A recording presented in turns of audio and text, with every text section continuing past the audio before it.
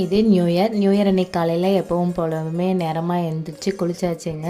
பசங்களையும் எழுப்பி விட்டு அவங்களும் எல்லாம் குளிச்சுட்டு இருந்தாங்க. நாம் அதுக்குள்ளே வீட்டில் சாமி கும்பிட்றலான்னு நான் எல்லாம் பூஜை வேலை பண்ணி சாமி கும்பிட்டுட்டு இருந்தேங்க. அம்மா தங்கச்சி அவங்களும் எல்லாம் வந்து சாமி கும்பிட்டு அடுத்து கோயில் கிளம்பியாச்சுங்க. எங்கன்னா நம்ம வீட்டு பக்கத்தில் இருக்க தங்கமலை முருகன் கோயிலுக்கு தாங்க போயிருந்தோம்.